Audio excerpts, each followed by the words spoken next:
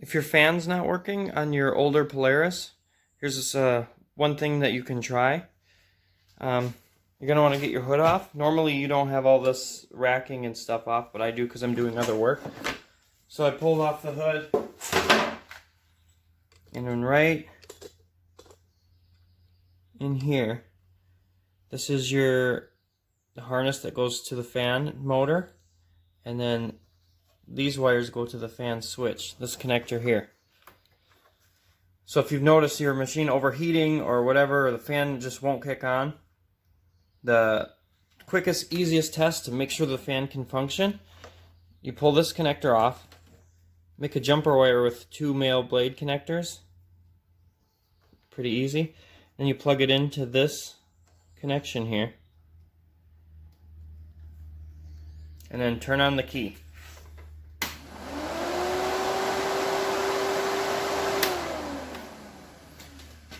So the fan works. So we know that the fan works and it sounds nice and strong. The battery's fully charged, so we know the fan's good.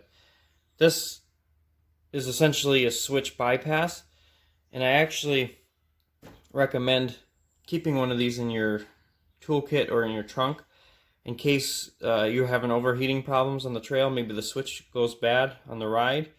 You plug this guy in and your fan will run all the time as long as the key's on.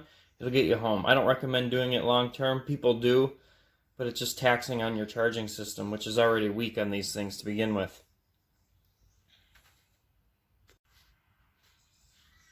So the thermal switch is located down in the lower part of the radiator, right there. In some cases, I've noticed on earlier Polarises, they're up at the very top, in the middle. This one's at the bottom.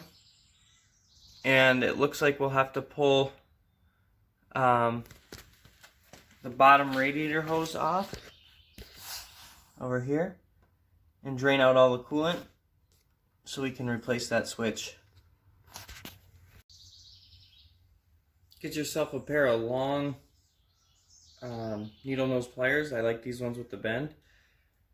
Get at this hose clamp. It's kind of a when it was on there, I already loosened it up, but it was pointed down in a dumb spot, so it's kind of tough to get to.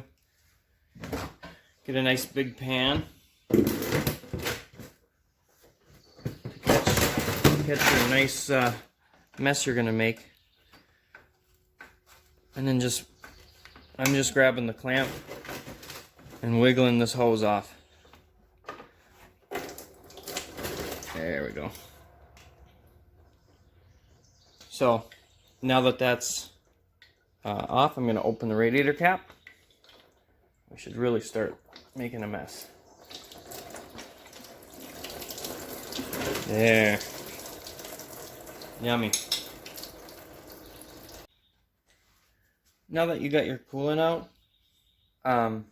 we're ready to try to take this switch out. I guess you could just pull it here in the first place and drain it through here, but I just like pulling off a hose. That's just what I do. So there's a harness up in here in this clip.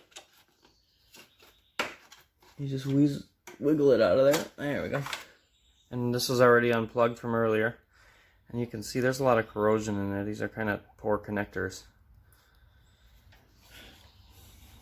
Grab a crescent wrench. If I can get it in here, it's pretty tight.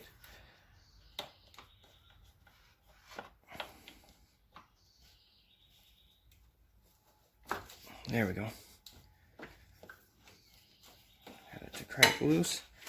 See if it comes. Oh yeah, it comes right out by hand now once it's cracked.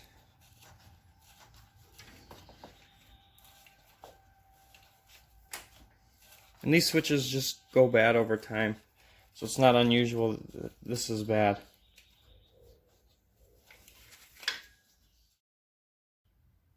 Here I got the new switch. Came with the harness and everything. The OEM part, I think on Partzilla they wanted, I don't remember if it was around $100 for it. I'm taking a risk here and got an Amazon one for $20, but it had good reviews. I did test it. So what I did is I plugged this into the fan harness where it normally plugs in and heated it with a heat gun, and the fan kicked on, and then once it cooled off, the fan shut off. So it does work. Another thing, the stock one didn't have any thread sealant on it, Teflon tape, so they're relying on the O-ring seal. So I'm just going to go with that. Thread in your new one here.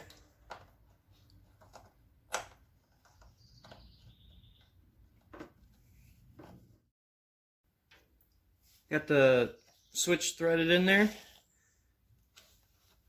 I tightened it to a, I don't know, decently tight. You don't want to go crazy, you don't want to wreck stuff, but you don't want it to leak either. So then that goes in there. This just goes up through there. There we go. We'll go back up top and plug it in. What I noticed is this Amazon special, the harness is a lot shorter, but it does still reach. So just plug her in